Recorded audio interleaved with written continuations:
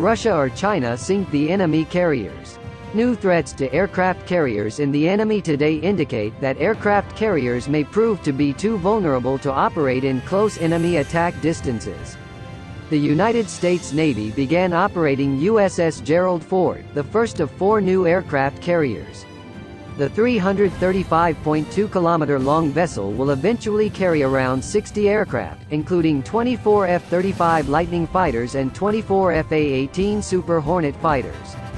The aircraft carrier has a faster lift feature for loading ammunition as well as new electromagnetic launch slingshots (EMALS) and retaining hooks to increase the tempo of flight operations while reducing maintenance costs. All of these new facilities cost around $13 billion, more than double the cost of the USS Nimitz-class aircraft carrier George H.W. Bush previously. The United States nuclear-powered aircraft carrier currently has no competition in the world. Their aerial squadrons can deliver extraordinary sustained firepower. How can a super aircraft carrier fight a more powerful enemy than a third-world dictator?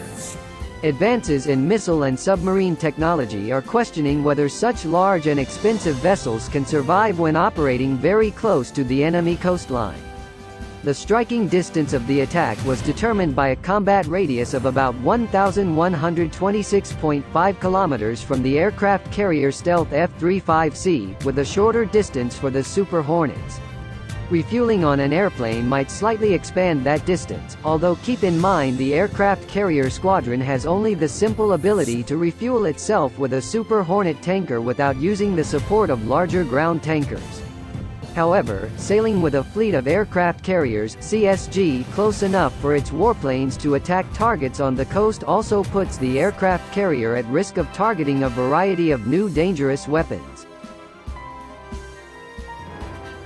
One of the more recent threats comes from land ballistic missiles, usually weapons considered exclusively used to attack ground targets. However, the new DF-21D China Mid-Range Ballistic Missile (IRBM) has a high degree of accuracy and the ability to adjust the path to the target during flight. Both of these features allow the rocket to hit a moving target like an aircraft carrier. The National Interest reports, the DF-21D East Wind IRBM has a range of 1,448.4 kilometers and can adjust flight paths using targeting data provided to it by other platforms, including a series of Yaogan satellites launched into space over the past few years. The U.S. Naval Institute claims the massive downward kinetic energy of the DF-21D, combined with explosive payloads, has the potential to destroy aircraft carriers in one blow. Important to note, East Wind is a mobile weapons system, so it can prove difficult to attack first. On the other hand, although dozens of missiles have been deployed to units of the Chinese People's Liberation Army, it seems that the weapon has never been tested against a moving naval target. Until now, IRBM missiles were almost impossible to shoot down. U.S. cruisers and destroyers now carry SM-3 air defense missiles, which are said to possibly be able to destroy incoming IRBMs, although it won't be easy. There are also a number of potential methods for disrupting the IRBM guidance system. Torpedo submarines sank several aircraft carriers during battle, although both ground-based aircraft and aircraft carriers played a major role in countering the threat of submarines. At that time, submarines were very vulnerable to patrol aircraft because they had to appear several times a day to the surface to keep their batteries charged.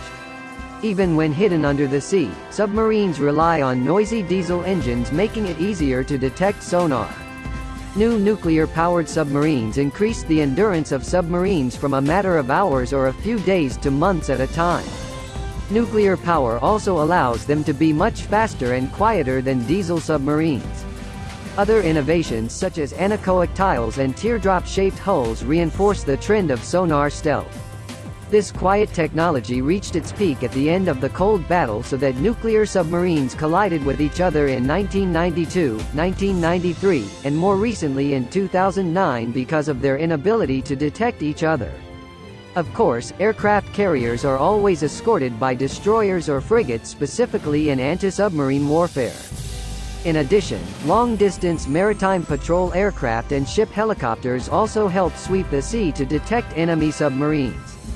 However, although Russian submarines were initially far more noisy than their Western counterparts for most of the period, subsequent cold battle designs such as the nuclear-powered Akula class almost matched Western counterparts in maintaining silence. However, nuclear submarines are valued at more than US $2 billion each in modern times, so noisy diesel submarines remain more common throughout the world. However, in the 1990s Sweden deployed the first submarine to use Gotland's air-free propulsion (AIP). AIP technologies enable a new generation of very quiet and very cheap submarines that cost only around 1/6 the price of nuclear submarines and can operate for 2 to 4 weeks underwater, even at slow speeds. According to the National Interest Records, China now has 15 Type 41 submarines that use the same Sterling AIP system as Gotland, with another 15 being planned. Meanwhile, dozens of Chinese submarines Type 212, 214 and 218 made by German AIP began operations in Europe and Asia. In fact, the Pacific in particular has become a real underwater weapons race. Nuclear submarines and air-free propulsion (AIP), including Gotland, have repeatedly succeeded in sinking aircraft carriers during NATO naval exercises. This is even more worrying considering how cheap it is to build AIP submarines.